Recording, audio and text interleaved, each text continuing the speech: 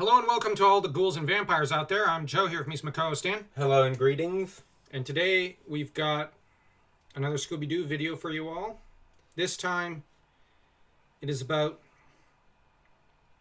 the scene where Daphne starts having Freddy shoot the shot of her in front of the words "Get Out," which this is Moonscar's warning, trying to tell them get the heck off the island, with Madame Simone looking really nervous.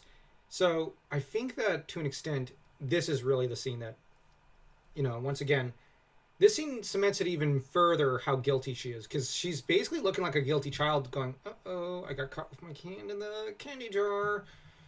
And I think that in universe, like, the character herself is kind of worried that will they actually take the warning seriously and flee? Because if they flee, she cannot drain them. All that will be left will be Beau, and he might not be enough for 3 of them. Given that they're all evil in the nature of their curse, they're likely very gluttonous for the life force of individuals. So I imagine they need more than... Well, look at the fact that they were targeting the whole Scooby gang. That was probably enough to satiate 3 of them. And you look at all the hundreds of victims they have, because it seems to number in the hundreds, they obviously need a lot of life force to sustain themselves. And here it is, you have the ghosts and the zombies, and Simone and them know that the ghosts try to warn them, in many ways try to scare people off the island, yeah. But here, yeah, that goes without saying, but the Moonscar has probably been here the longest. Well, except maybe the odd flunky who died before him to these, I don't know what to call these crazy cat ladies. I'll just stick with crazy cat ladies. These furries from... Well, all furries are basically nightmare fuel. I'm just saying. But this trio are just utterly evil. So we've got Simone looking pretty guilty.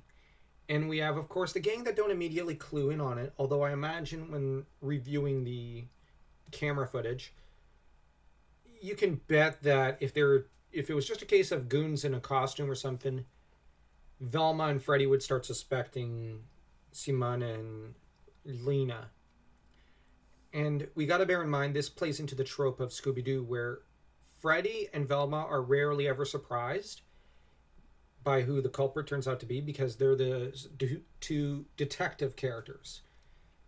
And I know that there's a whole trend in recent years about Freddy being dumb, but actually, if Velma didn't figure it out, it was Freddy. And if Freddy didn't figure it out, it was Velma. The 2 are pretty much equal IQ almost. With Velma probably being a little smarter than Freddy. I'm just being honest. But on the other hand, Freddy is the one who always devises the traps at the same time as figuring out the mystery. So when it is Velma who figures it out, Freddy often joins in on how it was done with her. So the 2 of them are like... Okay, I really love Scooby, Shaggy, and Daphne. And the 3 of them carried entire seasons without Freddy and Velma. But to an extent, in terms of cracking murder mysteries, Freddy and Velma don't entirely need the other 3. Daphne became a pretty brilliant detective in her own right. Scooby and Shaggy, not entirely. Although, apparently they've cracked a few mysteries, I think. Yes, and cracked the skulls of the monsters. Oh, those poor criminals. Anyways, here though, after there's a gust of wind that distracts everyone, you have the words "beware," which are suddenly scratched onto the side of the house, well, the interior, I should say.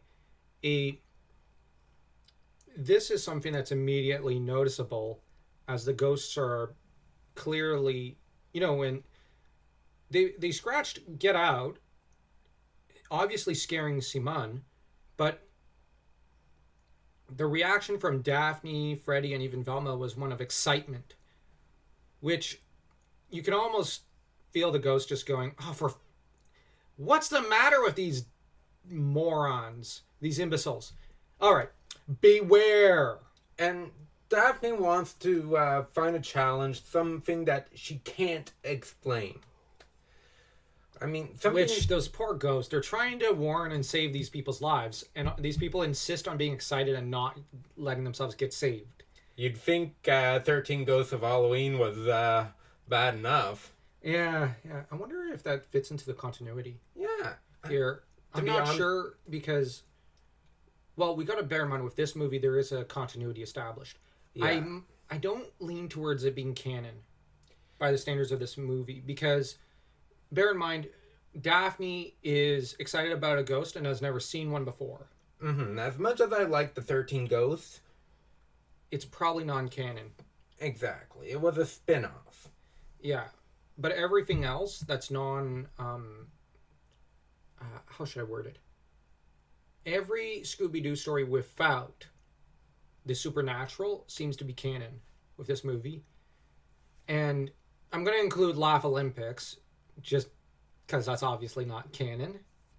Though who knows? Maybe Shaggy and Scooby spent some time in the Laugh Olympics before they went and started working in the airport.